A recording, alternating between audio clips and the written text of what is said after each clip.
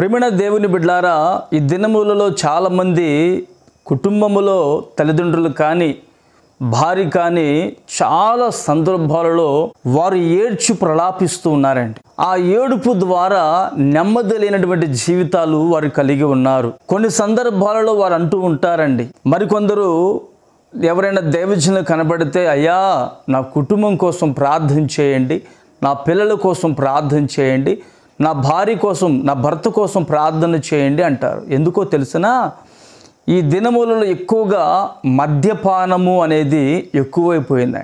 ఈ మద్యపానము వలన ఏం కలుగుతుందంటే, ఆ మద్యపానము ద్వారా మనిషి జీవితం పతనమవుతుంది, మనిషి ఆరోగ్యము క్షీణిస్తుంది, మనిషి యొక్క మనుగడకు మూలం అనేది కనబడకుండా పోతుంది, మనిషి జీవితంలో నెమ్మది ఉండదు, కుటుంబాలు రోడ్డు మీద పడిపోతూ ఉంటాయి. ఇది గమనించక చాలామంది మద్యపానానికి గురైపోతూ ఉంటారు. అయితే పరిశుద్ధ గ్రంథంలో ఈ మద్యపానము గురించి ఏమని రాయబడి ఉందో చదువుకుందాము. అది పౌలు గారు రాసినటువంటి ఎఫెసీయులకు రాసినటువంటి పత్రిక 5వ అధ్యాయము 18వ వచనము. మరియు మద్యముతో మత్తులై ఉండకుడి, దానిలో దుర్యాపారము కలదు, అయితే ఆత్మపూర్ణులై ఉండుడి. ఆమెన్. చూడండి ప్రియులారా, పౌలు గారు ఎఫెసు సంఘానికి ఒక హెచ్చరిక ఇస్తున్నాడు.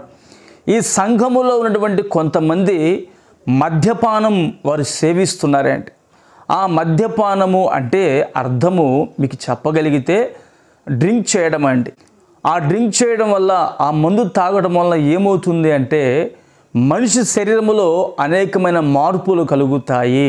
అది ఏమి చేస్తుందంటే, దేవునికి మనకున్నటువంటి బంధాన్ని దూరం చేస్తుంది. కుటుంబములో మన బిడ్డలు కానీ మన బంధువులు కానీ అయిన వారు కానీ అలాంటి పరిస్థితుల మధ్యలో ఉంటే వారిని మనం హెచ్చరించాలా, ప్రవక్తలను పిలుచుకొని ప్రార్థన చేయించుకోవాలా. అలా ప్రార్థన చేయించుకున్నప్పుడు ఆ ప్రవక్తల యొక్క ప్రార్థన అనేది వారిని ఆ మద్యపానం నుంచి విడిపిస్తుందండి. ఈ రోజుల్లో చాలామంది క్రైస్తవులు కూడా మద్యపానం తాగుతూ ఉన్నారు. ఆదివారం వస్తే చర్చికి వెళ్తున్నారు, మళ్ళీ పాటలు పాడుతున్నారు, మళ్ళీ వాక్యం చెప్తున్నారు, మరలా మద్యపానానికి బానిసలైపోతున్నారండి. ఈ మద్యపానం సేవించడం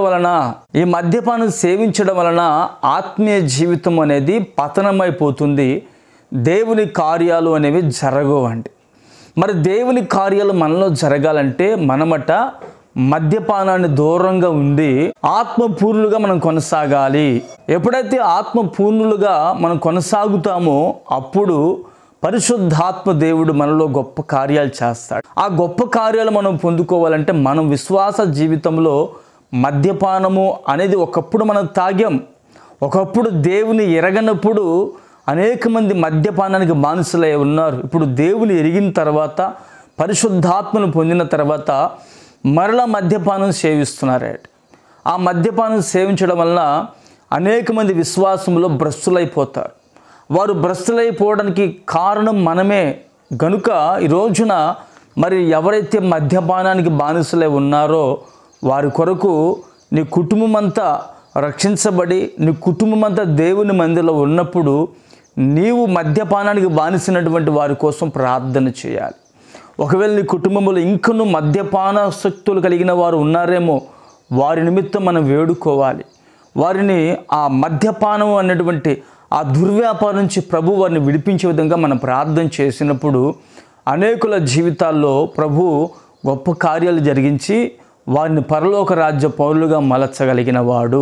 ఆమెన్. ప్రార్థన చేసుకుందాం. ప్రేమగల తండ్రి, స్తోత్రము నాయన. మద్యపానమునకు ఎవరైతే బానిసలు ఉన్నారో వారిని మీరు దర్శించండి, దైవ భయాన్ని కలుగు చేయండి, వాటికి మీరు దూరంగా నిలపండి. భక్తిలోను, ప్రార్థనలోను, విశ్వాసములోను ఆత్మను పొందుకొని అనేకులకు ఆత్మపూర్ణులుగా మలచబడి మీ నామానికి మహిమకరముగా మద్యపానము తాగేవారిని మీరు దర్శించి దైవ భయాన్ని కలుగు చేయండి ప్రభువా. ఈ లోకములో మద్యపానాన్ని శాశ్వతముగా మీరు నిర్మూలపరచండి, కృప చూపి మహిమ పొందుకోమని యేసు నామమున ప్రార్థిస్తున్నాను తండ్రి. ఆమెన్.